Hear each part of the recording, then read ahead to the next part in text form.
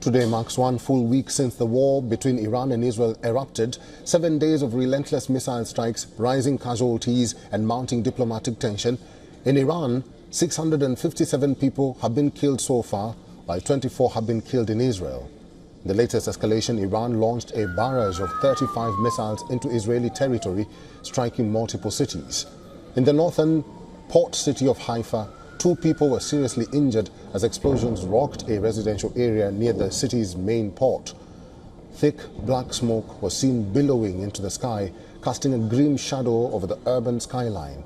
Israel's military said 25 fighter jets carried out targeted airstrikes early Friday, hitting missile storage facilities and launch infrastructure in western Iran.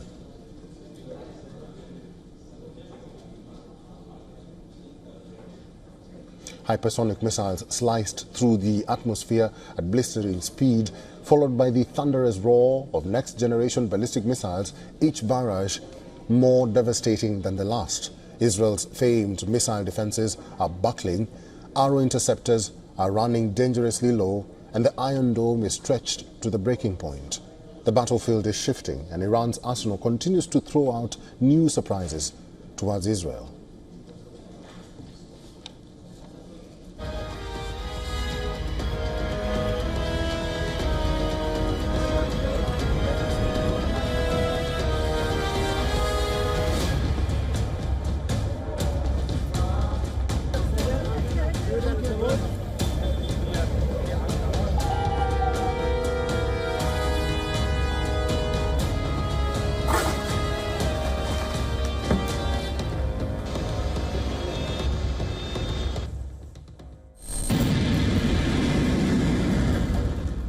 Missile trails scorch the sky as Iran unleashes wave after wave of advanced firepower, bleeding Israel in a relentless campaign of attrition. Friday morning began in Israel with yet another wave of missile attacks. These are the scenes of destruction in the southern city of Bushehr. The same city was hit on Thursday. The ruins of Soroka Medical Center tell the tale of the devastating attack.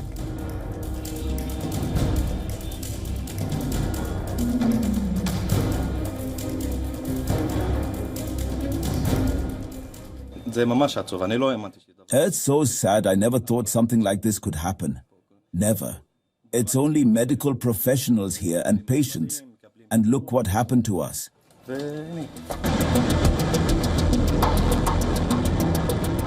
Hypersonic missiles, which are extremely difficult to intercept, slam into Israeli military installations and critical infrastructure, leaving smoldering craters and shattered command centers.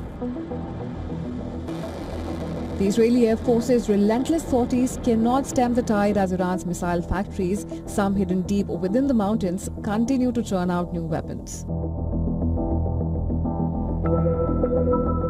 The Islamic Republic is continuing to launch ballistic missile attacks at Israel, 11 rounds of which since the fighting started. And Iran is largely engaging in what we call a counter-value operation, meaning they're targeting civilian population centers largely in a bid to erode the will of the Israelis to fight.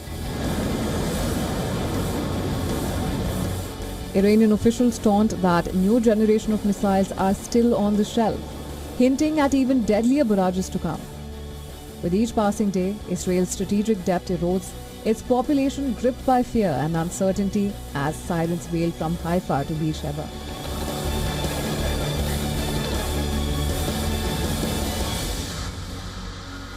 It started before 1 week.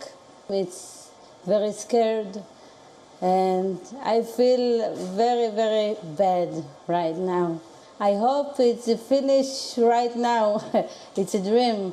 I think it's finished a long time, like 1 month or 2 months, something like that. It's terrible. Destroyed buildings. You know that moments before people were sitting here hoping that it wouldn't hit, and they unfortunately suffered a direct hit. Their cars are destroyed, their homes are collapsed, people are severely injured.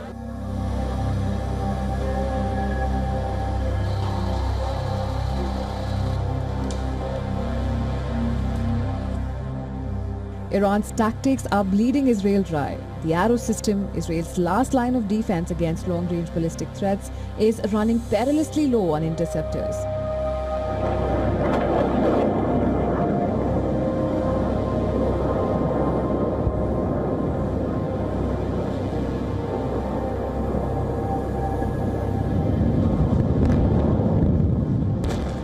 With stocks dwindling fast, analysts warn that Israel faces only 10 days of adequate defense before critical depletion. For its part, Israel still controls the skies, executing deep strikes on Iran's nuclear and missile infrastructure. But even successful hits don't blunt Iran's escalating threat. Bureau Report, WION World is One.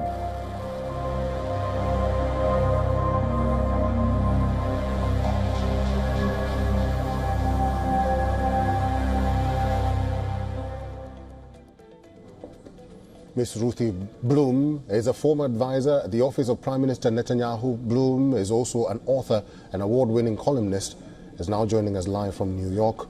Ruthie Bloom, welcome to WION World is One.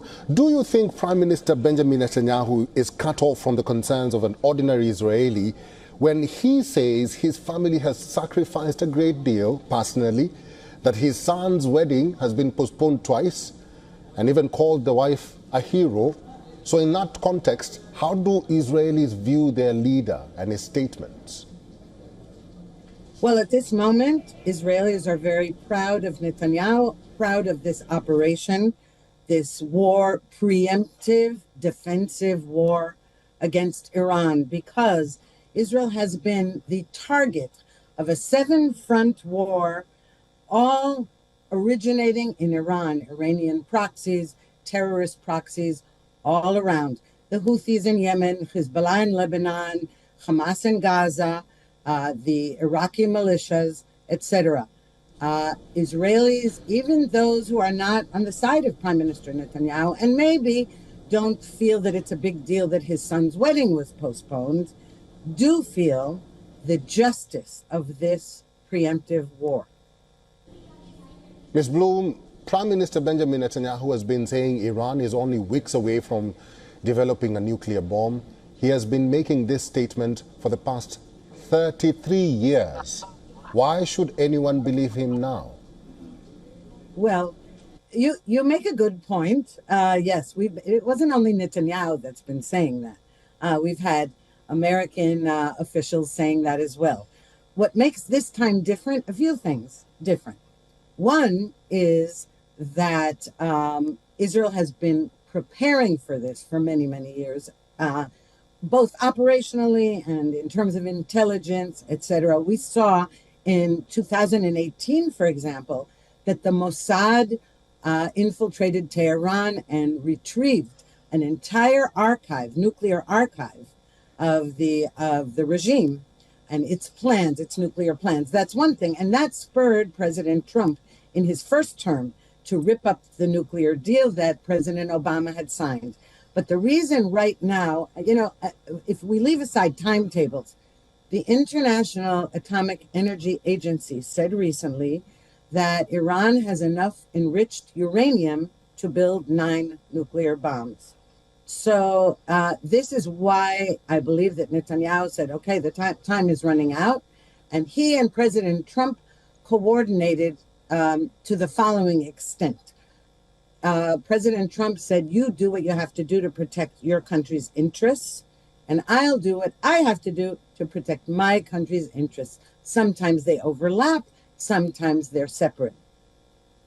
Ms. Bloom, but the IAEA did rebuff that statement. They say that they've done their investigation and there are no elements of bomb being created in Iran. Now that the IAEA has come out with this statement, don't you think it's about time that this war came to an end?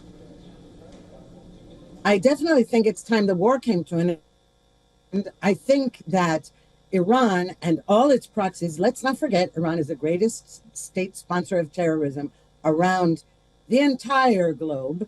And it is about time that it surrender. It terrorizes its own people.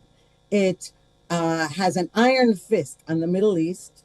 Arab countries, it tried, the reason it started, part of the reason that Hamas began the October 7th massacre in 2023 was because Saudi Arabia was perhaps on the verge of joining the Abraham Accords, peace accords between Israel and Arab neighbors that President Trump brokered.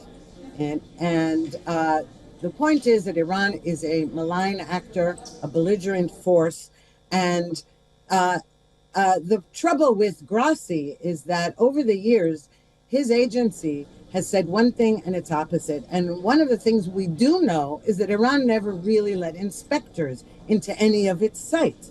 Meanwhile, tweeting, the supreme leader and the president, tweeting death to America, death to Israel, we're going to wipe Israel off the map, we're never going to give up our arms, our ballistic missiles. So, you can believe what you want to believe, but this war is a just war. It's good versus evil. That's the way I see it. And I know that that's the way Netanyahu sees it. All right. Miss Ruthie Bloom, thank you very much for giving us time and for talking to WION World is One today. We'll have to leave it there. Thank you so much for having me.